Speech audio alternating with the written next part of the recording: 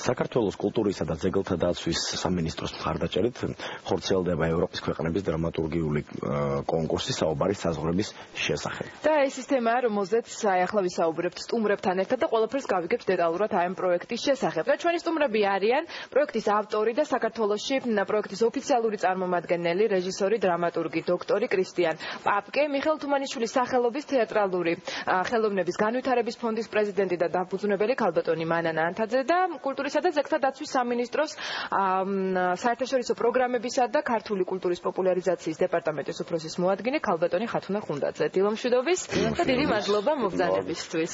Good morning. მადლობა. პირველ რიგში გითხარით რას გულისხმობს პროექტი და ანუ რა არის მისი მიზანი?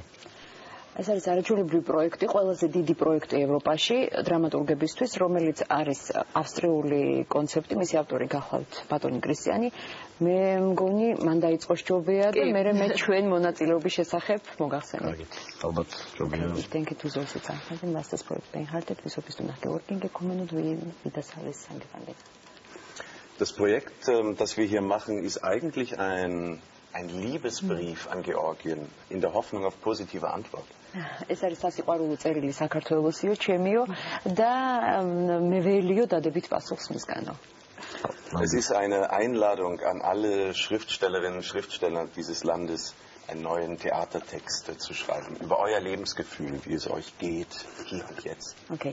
ეს არის საშუალება, რომ ყველა ქალმა და მამაკაცმა ავტორმა დაწეროს პიესა თავის გრძნობების შესახებ, თუ როგორ გრძნობს ის თავს ქვეყანაში და აქ. Und in jedem steckt ein Schriftsteller. და ყველა ადამიანში არის რაღაც მწერლური. ანუ ყველა შეუძლია ამის გაკეთებაო. ძალიან დიდი მადლობა. როდის და სად დაარსდა ეს პროექტი და რომელ ქვეყნებში? პროექტი დაარსდა ავსტრიაში, როგორც გითხარით, მისი ავტორი გახლავთ დრამატურგი და რეჟისორი კრისტიან პაპკე. მან ეს პროექტი განახორციელა უკვე მე მგონი 10-მდე ქვეყანაში, wie viele Länder hast du schon? Wir waren in Mazedonien und in Serbien, in Kroatien, in Bosnien-Herzegowina, in Albanien, in Rumänien, in Bulgarien, in der Ukraine. Das rennt seit vielen Jahren. 2005 წლიდან არის ეს პროექტი დაწყებული. ერთი გამარჯვებული ავტორი მიდის გერმანიაში. გერმანიის რომელიმე სახელმწიფო თეატრში ხდება იმ ნაწარმოების დადგმა, ანუ ხდება რეალიზაცია პროექტის. მანამდე ხდება ავსტრიაში მიწვევა და ხდება საჯარო წაკითხვა პიესის. მიწვეულია ასევე გერმანიაში ლაიფციგის წიგნის ბაზრობაზე წაკითხვით და რაც ყველაზე მთავარია, იბეჭდება 11,000 ეგზემპლარი. და დარიგდება გერმანულ ენოვან ქვეყნებში და თეატრებში. ეს არის მე მგონი კულტურის და დრამატურგიის ძალიან დიდი პოპულარიზაცია. ჩვენი მხრიდან სამინისტრომ დააწესა კიდევ 2 პრიზი, ეს ქალბატონი მანანას დამსახურებით. დეტალებს მე ჩვენ ნელ-ნელა მოგახსენებ და საიტზე აიტვირთება.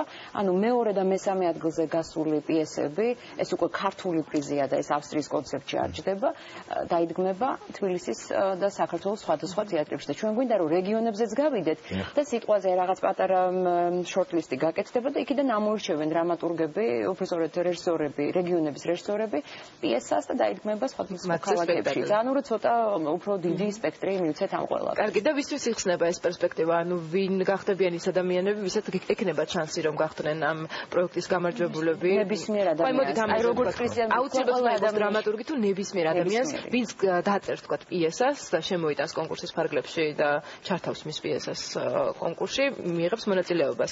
რა კრიტერიუმები კი, რა კრიტერიუმები და კრიტერიუმები მოგახსენებ და აკმაყოფილებას.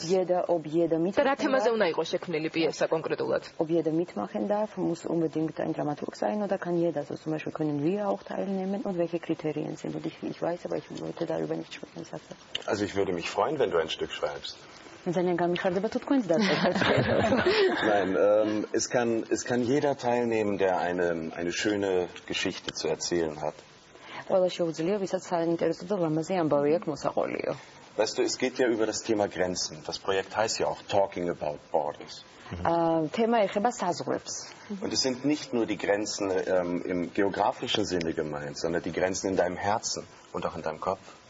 აქ საუბარია საზღვრებზე, არა გეოგრაფიულზე, კოლონიური და შესაძლებლობების საზღვრებზე. Und wir haben in der Vergangenheit auch Gewinner gehabt, die sich gegen die größten Stars des Landes durchgesetzt haben und ihr erstes Stück überhaupt geschrieben haben.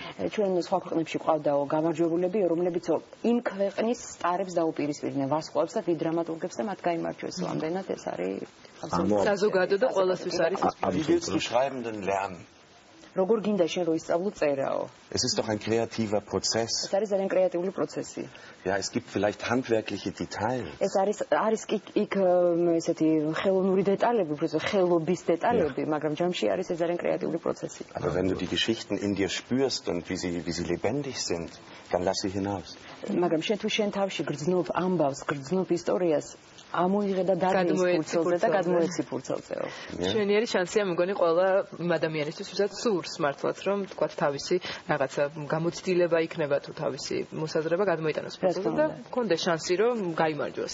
ქალბატონო მანანა, თუმანიშვილის სახელობის თეატრალური ხელოვნების განვითარების ფონდი ჩართულია ამ პროექტში და ერთ-ერთი პარტნიორია. აი მოდით გითხარით, რაში მდგომარეობს პარტნიორობა და როგორც ქალბატონმა ხათუნა მახსენა, ასევე თქვენგანაც არის ორი თქვა პრიზი დაწესებული ამაზე იცით რა უნდა გითხრათ რომ თუმანიშვილის ფონდი უკვე 8 წელია ანალოგიურ კონკურსს ატარებს ახალი დრამატურგია ქვია პროექტს და დაიწყო 2006 წელს. ეხლა კრისტიანის ჩამოსვლა იყო კიდევ ერთი სტიმული, რადგან დაემთხვა დროში, ჩემი შემდეგი კონკურსი იყო შემოდგომაზე კულტურის სამინისტროს მხარდაჭერით და ეძღვნება კრისტიანის აი ამ არაჩვეულებრივ პროექტს, რომელიც საშუალებას აძლევს უფრო ფართოდ გავიდეს ეს პიესები. თორემ მე იგივეს ვაკეთებდი ჩვენი მასშტაბით. ერთი საერთაშორისო პროექტი, რომელიც ჰქონდა იყო უკვე ბრიტანეთთან და იქ ლაშა არის გამარჯვებული, დაიდგა კიდეც მისი პიესა. ასე რომ ეს უცხოც არ არის ფონდისთვის. მთელ ენერგიას და დროს ვახმარ ზუსტად ახალგაზრდების წამოწევას და გაპიარებას, რომ მათი იცით რამდენი პიესა მოდის ხოლმე 60-70 პიესა ყველა წერს. ვისაც უნდა ამ ფორმაში მოსინჯოს.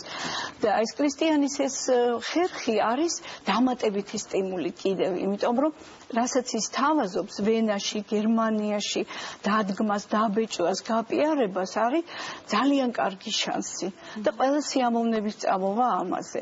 ასე რომ ძალიან დიდი მადლობა კრისტიანს, რომ გააფართოვა ეს ჩვენი შესაძლებლობები და შანსი მისცა. ჩვენ ვამატებთ ამ პრიზებს, მოლაპარაკებული ვარ სამინისტროსთან, ისედაც ჰქონდა ეს პრიზი თუმანიშვილის ფონდს სამინისტროსგან და მეორე და მესამე პრემია იქნება და გაპიარდება შესაბამისად. ანუ სულ ცოტა ხანში დაანონსდება ალბათ და გახდება ცნობილი. იცით რა დეტალებს თალკე ეს ახლა ბევრ დროს წაიღებს და აღარ წაგართ ბევრ დროს, ამბავი არის ასეთი, რომ ყველას აქვს შანსი დაწერეთ პიესა, მოიტანეთ. თავარი არის რომ უნდა იყოს საქართველოს მოქალაქე, ან ბოლო 15 წელი ცხოვრობდეს საქართველოში, აი ამას ითხოვს და ანონიმურად უნდა შემოიტანოთ პიესები, ქართულად და ინგლისურად, რომ საერთაშორისო ჟიური შეაფასებს. ძალიან დიდი მადლობა მობრძანებისთვის, იმისთვის რომ პროექტის დეტალები გაგვაცანით და ყველა იმ ადამიანს უსურვებ წარმატებას, ვინც შემოიტანს საკონკურსო მაინც იცოდნენ რომ უკვე დაიწყება შემდეგი კვირიდან ბოლოვადა არის ალბათ 20 დეკემბერი და აი ამ 6 თვის განმავლობაში ყველას ეძლევა დრო იმისა რომ გააკეთონ ახალი პიესები. შემდეგ თებერვალში უკვე გახდება ცნობილი თუ ვინ იქნება. თებერვლის ბოლოს გახდება ცნობილი ვინ არის გამარჯვებული, პირველი, მეორე, მესამე ადგილი, დანარჩენ ადგილებს ვნახავთ. დიდი მადლობა მობრძანებისთვის და რეკლამის და შემდეგ ქრონიკის დროა და ქრონიკის შემდეგ ისევ დაგებრუნდებით.